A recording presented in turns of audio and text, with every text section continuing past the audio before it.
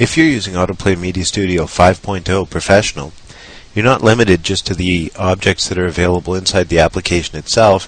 You can also add plugin objects. So if we go to Insert, Plugin Objects, you'll notice there's a couple objects available to you here.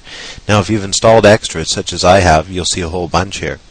If you go to autoplay.org, so www.autoplay.org, you'll notice that there's a variety of plugins available here, and you can download demo versions here. And if you install a demo or a full version of one of these plugins, it'll actually install a template, a sample template as well. So you can actually start up a project and just go ahead and check it out just from your File, New area where the templates are. Okay, so I've got a blank project here, and I'm going to quickly insert a plugin object just to show you a quick example. Now, there's a variety of different plugin objects for all sorts of functionality.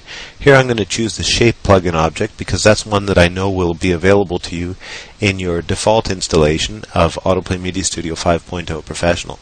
So I'm going to go to Insert, Plugin Objects, Shape, and I'm going to click on this Properties button here, and I'm going to set up a few values here.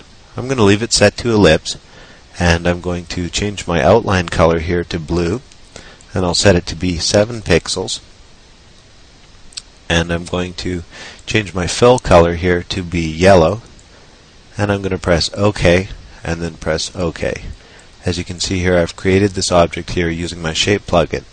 So it's a very simple example of how a plugin object works. I'm going to size this up here and center it on my page. As you see, you can treat it like you would any other object. You can size it up and so forth. And now when we go onto our page, for example, and double click and go into the Actions area, you'll notice that from the Category pull down menu here, there's a Plugin area and there's a Shape area. So if we choose the Shape area, which has now been added, you'll see there's a variety of actions which are directly related to this shape. And if we choose the Plugin category, you'll see that there's a variety of actions which are directly related to plugin objects. Okay, so I'm going to just go ahead and we'll head on to the next tutorial here and take a closer look at the plugin object.